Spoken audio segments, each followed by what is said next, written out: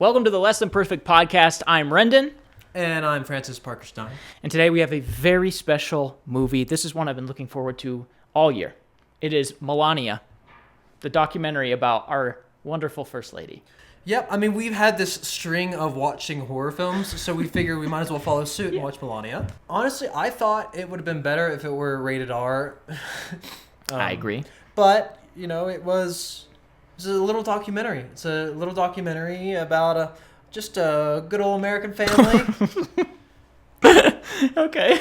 And, yeah, I mean, wasn't political at all. No, not at all. But, I mean, actually, I was surprisingly happy to not see any, like, overt satanic symbolism. It was pretty cool. Yeah, that's nice. Yeah. That was a nice feature of the documentary. I want to point out to not be sarcastic about this. The thing that was the most shocking about a movie with almost no real shock in it was seeing the director Brett Ratner. That was shocking to me. The man that has been accused of multiple sexual harassments and him coming on to women without them wanting it, and now he's doing a documentary for the First Lady of the United States. It felt somewhat apt, but a little bit disturbing to me. And that's kind of what the whole documentary felt like. Like, I knew exactly what I was getting into, and I kind of got exactly what I thought, but it was also shocking and disturbing at how little was in it.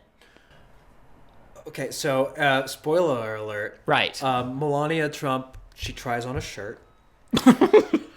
She tries on a hat. She gets the hat refitted. Yeah. She changes her blouse.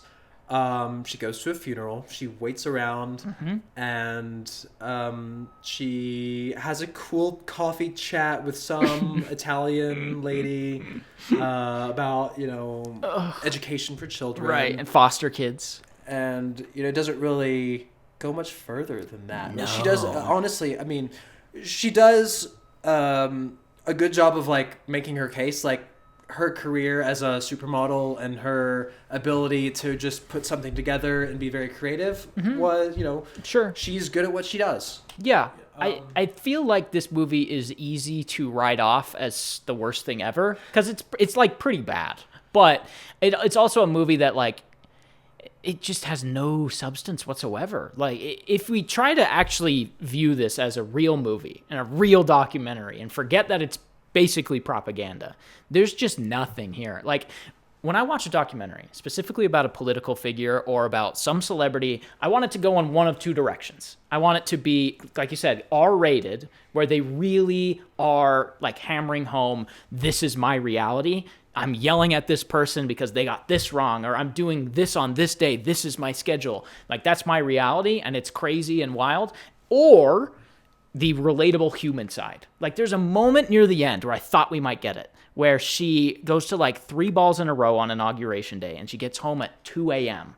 And I was like, this is the moment where she takes off her heels, and she slumps back on the couch, and she has a human moment where she's like, my feet hurt. That was such a long day. I'm ready to go to bed. And I was, like, leaning forward, waiting for it. And then you know what happens? A voiceover comes in.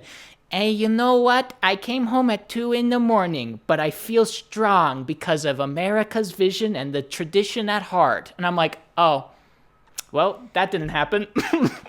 Yeah, I think it lacked a little bit of, like, the story thrill aspect that you'd want to see in something like this. This was made too much for, like, the family, as it was rated... PG. Yeah. Which I think it could have merited rated G, honestly. I would have loved to see more, like, House of Cards aspect of it. Like, you'd think to see in, like, this, with this family having their stature and their, the power that they have, that it's, just the niceties of it all is just like, no one's that nice all of the time. It doesn't make, I guess it's kind of just like a bit of fluff, where I'd rather have seen something a bit more real, like you said, a human aspect where, like, they kick off their shoes and, they sold this movie as like, oh, this is, like, the real behind the scenes, but it was just so freaking scripted. Yeah. And just not enough of the realities, because, like, yes, you want your First Lady to be kind and, Sure. and poised, but like she's taking on a different role is what she's saying. And so like I want to see the reality of like, oh, I'm like this badass, first lady. Let me show you my power too. But instead it was just like kind of passive. Yeah. Where the only laughs. Well, the odd thing is this theater was packed. Yeah, it was. The theater was packed. It's been out for like 2 weeks, and this film, everyone, so It was basically everyone but the first row, Right. which is crazy. But I would have liked to have seen some more impactful, like strong woman moments. Sure. But like the laughs came only when like President Trump was speaking, or like doing a voiceover or something like that. We won by millions and millions of votes, and like it's just like the whole theater cracked up. Yeah, that was hilarious. So like it could have gone. I would have liked to have seen it gone more like House of Cards, or like West Wing. Oh yeah. Versus like just like a slight, not even slapstick. It wasn't even, or I've liked to have seen it go like more in the funny direction. Like, oh, we can, in a bit. I guess maybe the message was unify America. We're all, Sure. we're all. It's interesting how she said very that divided. she's an immigrant and she's proud to be an immigrant, which is a good thing. And then we're seeing, it's not political at all. That's the thing, is that it wasn't. It kind of wasn't political. It tried its best not to be. Right. And I think that was a positive point of it. Sure. But was this a good movie that I would recommend someone to go see?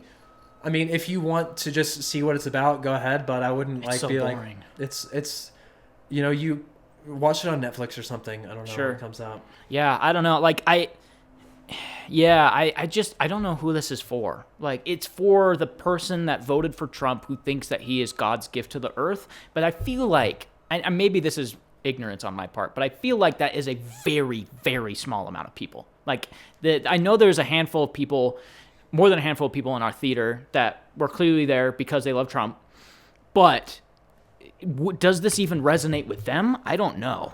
I mean, this could have been something for the world market, not the United States market. Like you said, That's there true. might be a small portion of Americans who really are really like gung ho about this, but it also kind of paints in more of an international picture of that the United States is unified and epic and and beautiful, and there's gold leaf everywhere, and this is just like, but it's like you're bringing Parisians in to do all of this. It's like we're trying really hard, to be American. Yes. But we're bringing in the French, the Italians to kind of make it beautiful.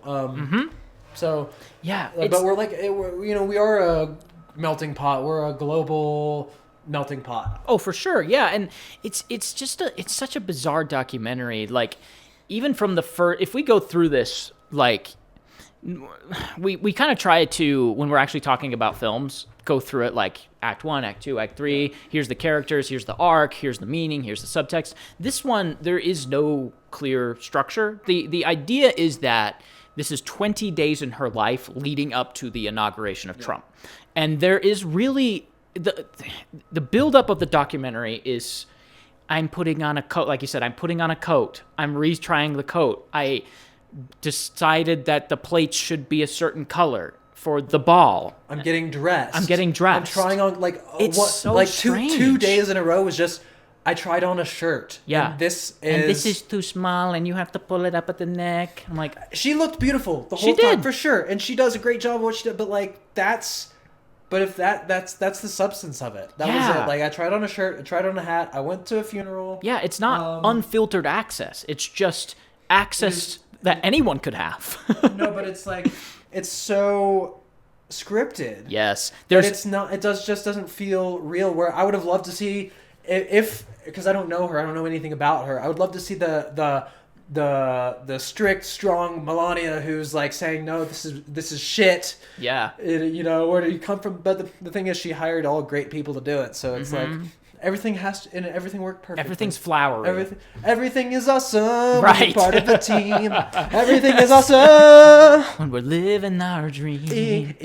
Yeah, there's 2 scenes in a row that were shocking to me. There's 2 scenes in a row that were like they bordered on getting very political.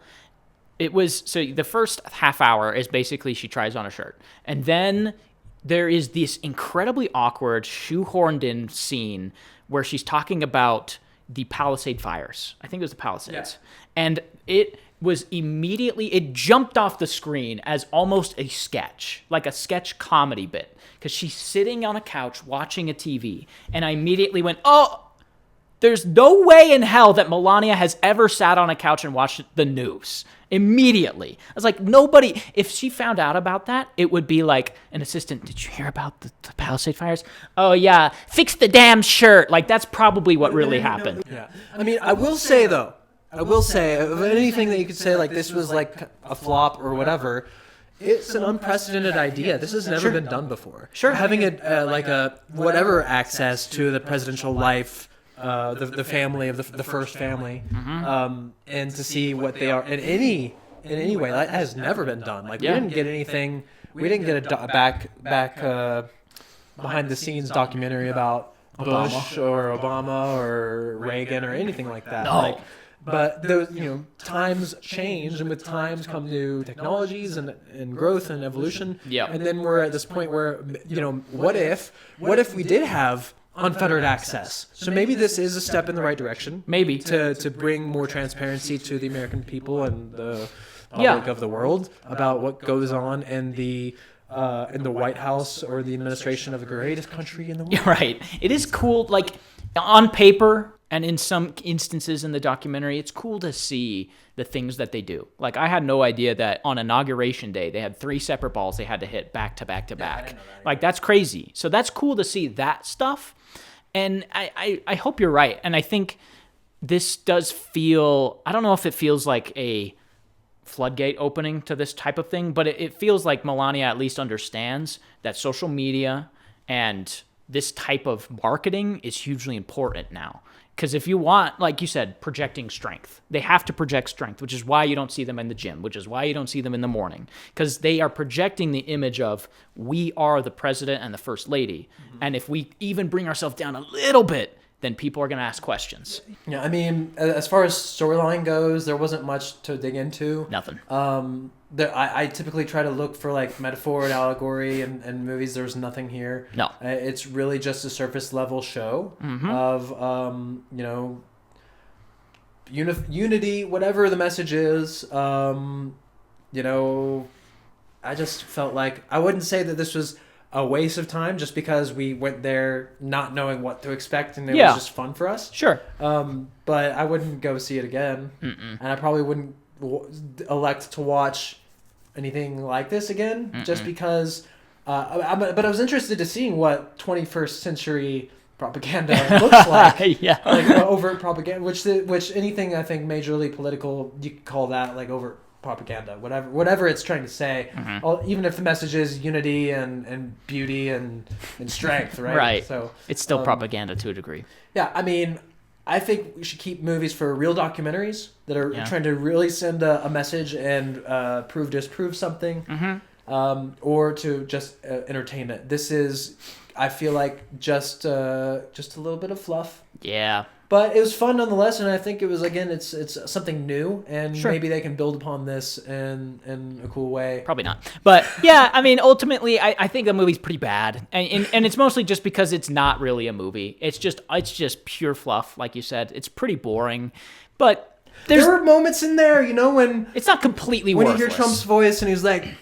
it was just phenomenal. We won by millions of votes, and it was the best. That was hilarious. Millions and millions of votes, and it's the first thing you hear him say. Yeah, and everyone just starts. It's incredible. Yeah, and the most incredible part is that they were separated, and it was like this weird wide shot where she's sitting at her desk and she looks tired, and he's like, "We just won by millions of votes. It's the biggest thing ever," and she's like, "That's great, honey. That's great." I was like, that's the moment that feels unfiltered. That is the best thing, actually, ever. That's the rawest, realest thing, and I'm glad you mentioned it because I forgot. Is that when he's like, "I won by millions of votes," and he's like, and she just responds, "That's great, hon. She's all tired. I'll see you tomorrow." That's so epic. Yeah, they're like on different sides of the world, probably. Yeah, so great. Whatever. Even President Trump can be cute. Yeah. So believe it or not. So my review is not completely worthless, but I won't watch it again. Agreed. Yeah. So we still want tickets to the next ball. Yeah, we still want to come to the next ball. Maybe we could help with their next documentary. Great. That'd be great.